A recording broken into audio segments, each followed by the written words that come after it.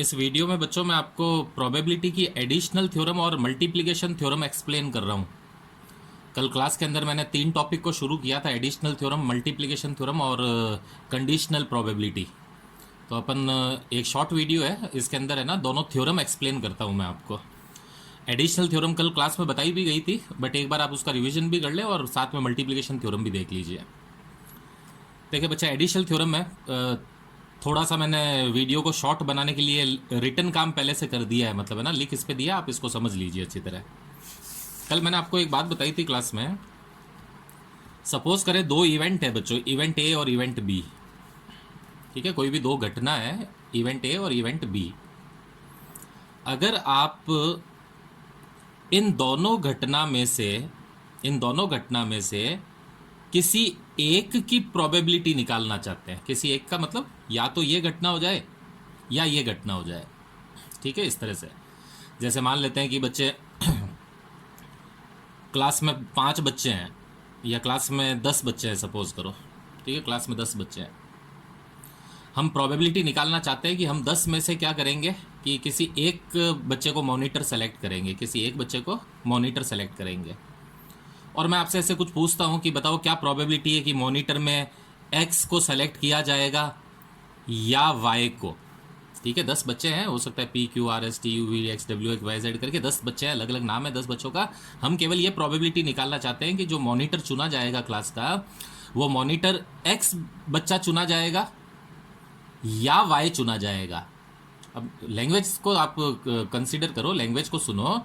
दोनों तो नहीं सेलेक्ट करने हैं ना बच्चों, मैं ये नहीं कह रहा कि दोनों को सेलेक्ट करना है, एक ही मॉनिटर चुनना है, 10 बच्चे में से एक ही चुनना है। और क्वेश्चन ये है कि बताओ क्या पॉसिबिलिटी है, क्या प्रोबेबिलिटी है कि एक्स सेलेक्ट होगा या फिर जिसको इंग्लिश में अपन और कहते हैं, एक्स सेलेक्ट होगा या वाई सेलेक्ट होगा, है ना। एक्स सेलेक्ट होता है तो भी हमारा काम बन जाता है, वाई होता है तो भी बन जाता है। क्वेश्चन ही यही है कि एक्स सेलेक्ट होगा या वाई सेलेक्ट होगा। तो एडिशनल थ्योरम ये कहती है कि आप एक काम करो, इन दोनों के सेलेक्ट होने की प्रोबेबिलिटी पहले अलग अलग निकाल लो। मतलब एक्स के सेलेक्ट होने की क्या प्रोबेबिलिटी है और वाई के सेलेक्ट होने की क्या प्रोबेबिलिटी है। और एडिशनल थ्योरम ये कहती है कि इन दोनों की प्रोबेबिलिटी को अगर आप ऐड कर दोगे ना, यानी ए के सेलेक्ट होने की प्रोबेबिलिटी और बी के सेलेक्ट होने की प्रोबेबिलिटी, दोनों को ऐड करोगे तो दोनों में से किसी एक के सेलेक्ट होने की प्रोबेबिलिटी निकल जाती है। लेकिन ध्यान ये रखना, एडिशनल थ्योरम का एक बेसिक कंसेप्ट ये है कि एडिशनल थ्योरम तब यूज़ की जाएगी, मतलब ये प्लस वाला फॉर्मूला तब यूज़ किया जाता है जब जब दोनों इवेंट एक दूसरे से इंडिपेंडेंट हो। हालांकि यहाँ पर वर्ड जो एग्जैक्टली यूज़ किया जाता है वो एक्सक्लूसिव किया जाता है, तो मैं वही बोल देता हूँ, म्यूचुअली एक्सक्लूसिव। इसका मतलब भी अभी समझ लो। कल तक मैंने इसके क्लास में इस वर्ड को यूज़ नहीं किया था, बट अब क्योंकि वीडियो है तो आप आराम से समझ लो इस वर्ड को। एडिशनल थ्योरम तब लगती है कि जब ए और बी इवेंट दोनों ना म्यूचुअली एक्सक्लूसिव इवेंट्स होनी चाहिए। ये थ्योरी में भी एक अच्छा क्वेश्चन हुआ करता है, what are mutually exclusive event. तो पहले तो इसके बारे में भी सुन लो बच्चों। म्यूचुअली एक्सक्लूसिव इवेंट वही इवेंट्स होती है, या फिर कह दूँ 2 इवेंट आपस में म्यूचुअली एक्सक्लूसिव तब होती है जब ए का होना बी को रोक देता है। यानी अगर ए इवेंट हो गई तो फिर बी नहीं हो सकेगी, और बी का होना ए इवेंट को रोक देता है। तो ऐसी कोई भी इवेंट्स होती है, 2 का तो मैं एग्जांपल ले रहा हूं, 4 भी हो सकती है, 5 भी हो सकती है, उसमें कोई बात नहीं। अगर कोई भी एक इवेंट का होना दूसरी इवेंट के होने को रोक दे, इसका मतलब है दोनों तो नहीं हो सकती, दोनों में से कोई एक ही हो सकती है, या तो ये या ये। अब जैसे मैंने कहा कि किसी बच्चे के फेल होने और पास होने की इवेंट म्यूचुअली एक्सक्लूसिव है, तो है ही बच्चे म्यूचुअली एक्सक्लूसिव, क्योंकि कोई फेल हो गया तो पास नहीं हो सकता, कोई पास हो गया तो फेल नहीं हो सकता। ठीक है, इस तरह से आपस में म्यूचुअली एक्सक्लूसिव। हालांकि ये तो एग्जाम्पल अभी जो बोला वो कॉम्प्लीमेंट्री इवेंट का भी होता है, वो बाद में वापस समझाऊंगा आपको। अब जैसे ये मॉनिटर वाला ले लो ना, ये अच्छा एग्जाम्पल है, क्योंकि मॉनिटर मेरे को एक ही सेलेक्ट करना है बच्चे। तो अगर मैं एक्स को सेलेक्ट कर लूंगा तो वाई नहीं हो पाएगा ना बच्चों फिर। और अगर y को सेलेक्ट कर लूंगा तो x नहीं हो पाएगा ना, ऐसा तो नहीं हो सकता ना दोनों सेलेक्ट हो जाए, क्योंकि बच्चा तो अपन को एक ही लेना है मॉनिटर के रूप में। तो इस तरह की इवेंट जिसमें ये हो जाए तो ये नहीं हो सकता, ये हो जाए तो ये नहीं हो सकता, ऐसी इवेंट को क्या बोलते हैं, म्यूचुअली एक्सक्लूसिव बोलते हैं। तो इन्होंने कहा कि अगर कोई दो इवेंट है, दोनों म्यूचुअली एक्सक्लूसिव है, मतलब इसका हो जाना इसको नहीं होने देगा, इसका हो जाना इसको नहीं होने देगा, ऐसी कोई दो इवेंट है, और आप दोनों में से किसी एक के होने की प्रोबेबिलिटी निकालना चाहते हो। क्या प्रोबेबिलिटी है कि मॉनिटर के रूप में x सेलेक्ट होगा या y सेलेक्ट होगा, तो आप क्या करो, दोनों की प्रोबेबिलिटी अलग अलग निकाल लो और अलग अलग निकाल कर दोनों को ऐड कर दो। आप देखो इस थ्योरम का ना स्टेटमेंट क्या है, if two event A and B are mutually exclusive. सबसे पहले तो वो कह रहा है कि दोनों इवेंट म्यूचुअली एक्सक्लूसिव होनी चाहिए, ठीक है। If both event are mutually exclusive मतलब दोनों साथ कभी नहीं होती, या तो ए होती है या बी होती है, ए हो जाएगी तो बी नहीं होगी, बी हो जाएगी तो ए नहीं होगी, ऐसी कोई इवेंट है।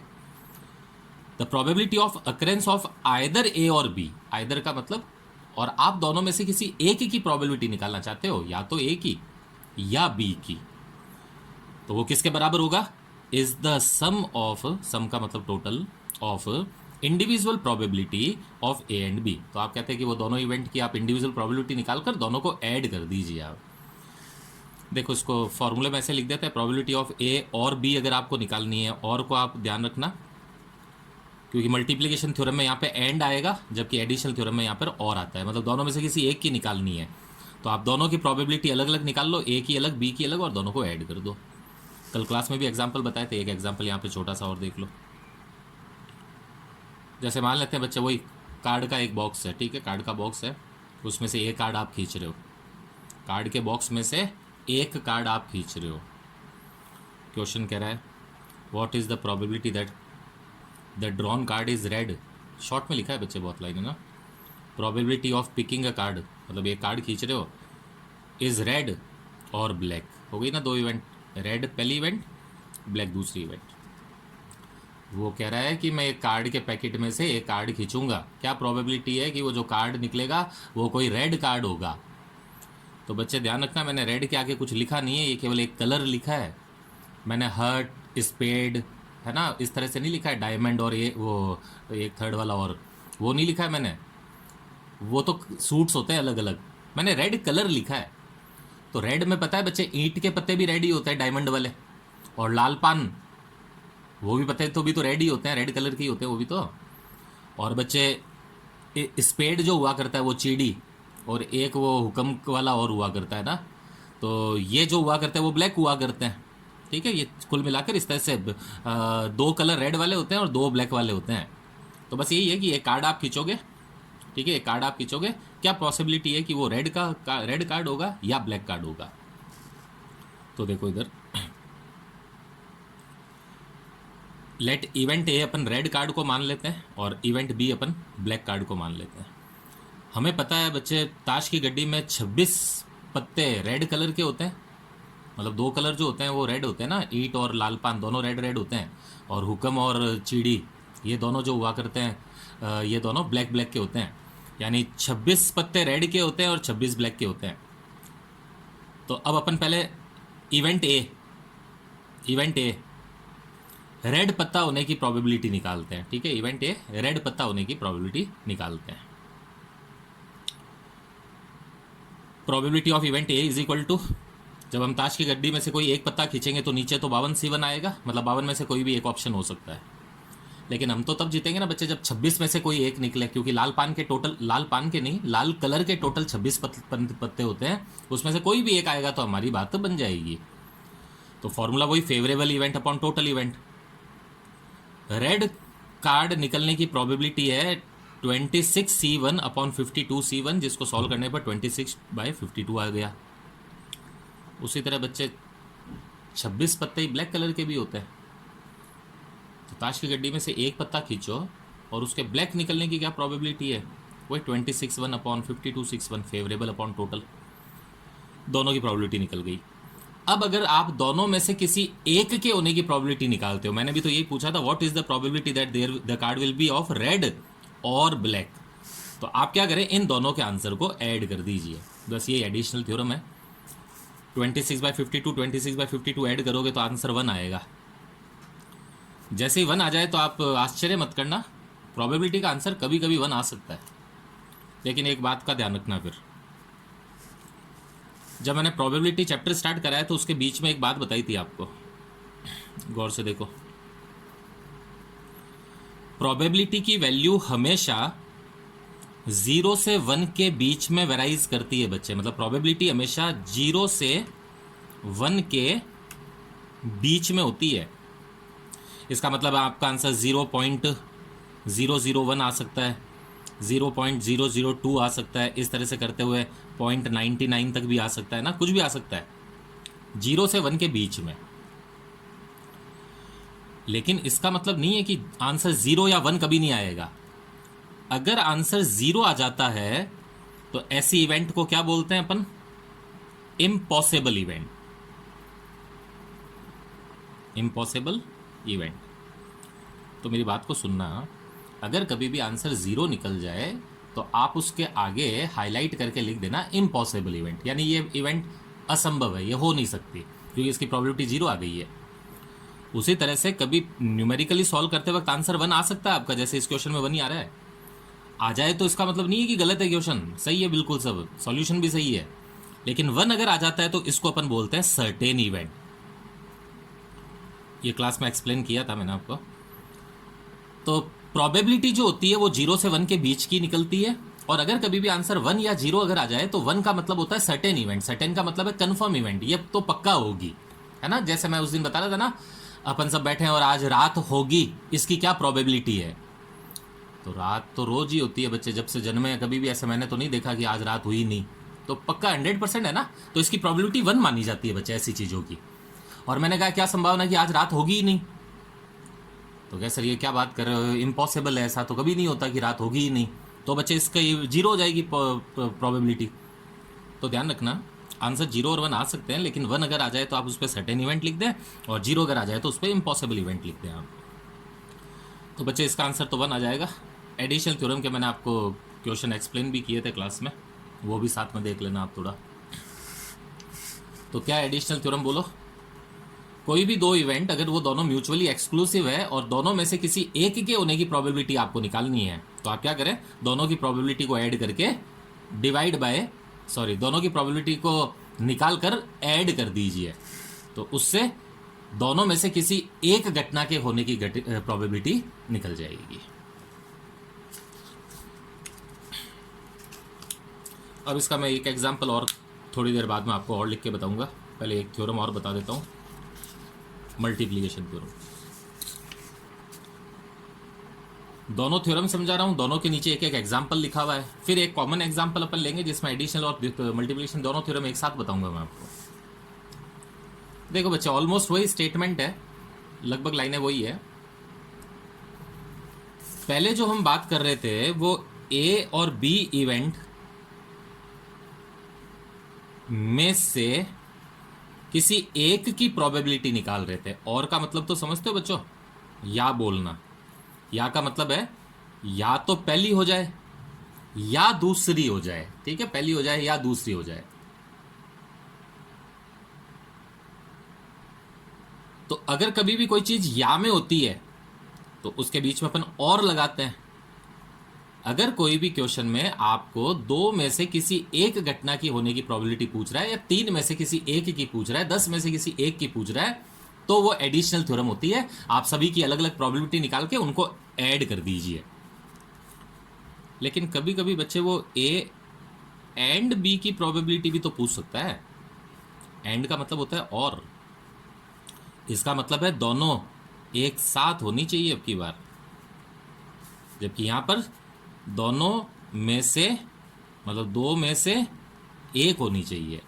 तो अगर 2 में से किसी एक की निकालनी है ना तो एडिशनल थ्योरम लगती है, और लेकिन दोनों की एक साथ निकालनी है, दोनों की एक साथ होने की प्रोबेबिलिटी निकालनी है, तो आप क्या करें, पहले दोनों की प्रोबेबिलिटी निकालें और दोनों की प्रोबेबिलिटी निकालकर आपस में मल्टीप्लाई कर दीजिए।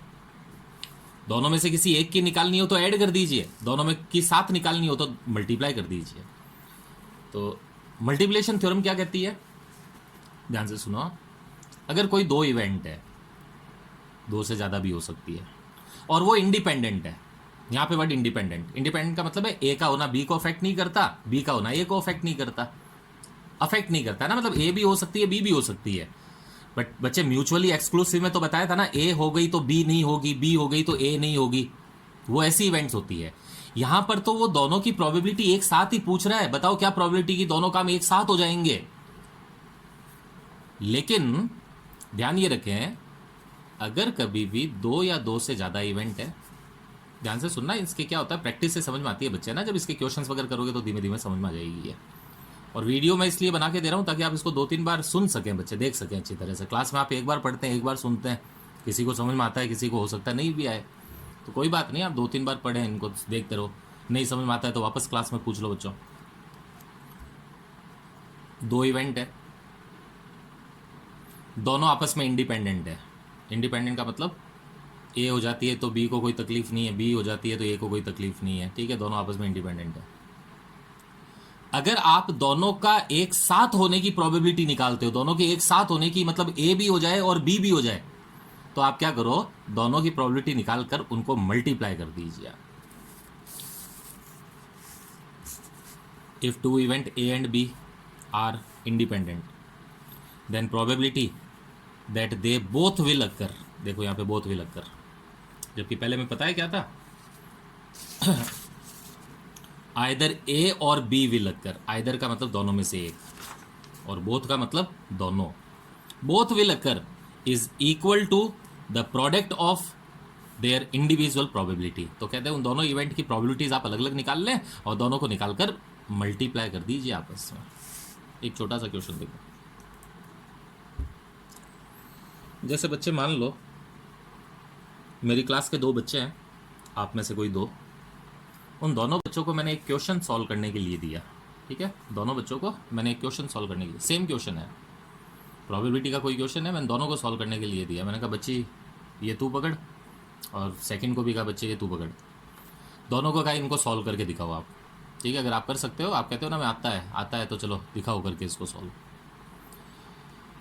अब मेरे मन में ये है, ध्यान से सुनना, मेरे मन में है कि जो ए बच्ची को मैंने क्वेश्चन दिया है, ए बच्ची जो है उसके क्वेश्चन सॉल्व करने की प्रोबेबिलिटी 1/5 है। 1/5 का मतलब है, 1/5 का जब परसेंट निकालते हैं ना तो 20% आता है बच्चों, 1/5 इंटू 100। यानी मेरे को इतना लग रहा है कि यार 20% चांस है कि ए सॉल्व कर देगी, होशियार है ये लड़की, ए सॉल्व कर देगी, बट 20% लग रहा है मुझको ऐसा। हार्ड है क्वेश्चन, मेरे को 20% लग रहा है कि ए सॉल्व कर देगी इसको। The probability of solving question by A is 1/5, मतलब ए के सॉल्व करने की प्रोबेबिलिटी 1/5 है, और बी की प्रोबेबिलिटी मुझे ज़्यादा लग रही है। मैं कहा बी भले ही कुछ भी हो, बट मैथ्स और इसमें होशियार है तो ये कर देगी प्रोबेबिलिटी का सॉल्व। तो बी के सॉल्व करने की प्रोबेबिलिटी मेरे को 2/5 लग रही है। 2/5 का मतलब होता है 40%। 2/5 इंटू 100 करोगे ना बच्चे तो 40% आएगा। यानी ए के सॉल्व करने की प्रोबेबिलिटी 1/5 है, बी के सॉल्व करने की प्रोबेबिलिटी 2/5 है। अब मैं पूछूंगा बताओ क्या प्रोबेबिलिटी है कि दोनों सॉल्व कर दे उसको। ए ने कहा यस सर मेरा हो गया, बी कहा सर मेरा भी हो गया। यानी what is the probability can both these student will solve the problem, दोनों सॉल्व कर दे।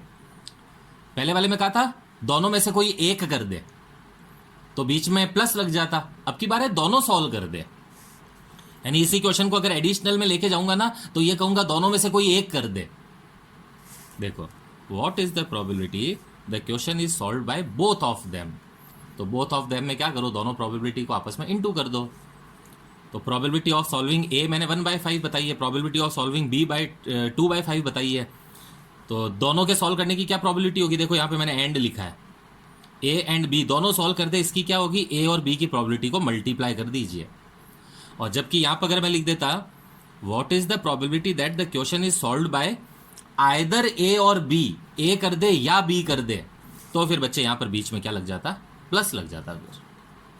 ठीक है, बस इस तरह से ही है ना, एडिशन और मल्टीप्लिकेशन थ्योरम है, आप अच्छी तरह से इनको रजिस्टर में नोट करना। बच्चे सारे वीडियो जो सेंड किए जाते हैं, या ऑडियो या वीडियो या फोटो या कुछ भी, these all are part of class. अगर वीडियो सेंड करने के बावजूद आप नहीं देखते और अगले दिन जब आते हो तो बिना देखे आते हो, तो बच्चे लॉस की जिम्मेदारी आपकी खुद की है। यानी कल की क्लास में आने से पहले आपको ये देख कर आना है, समझ के आनी है चीज़ें। अब देखो एक एग्जांपल से मैं दोनों साथ में बताता हूँ ना, एडिशन और मल्टीप्लिकेशन दोनों थ्योरम।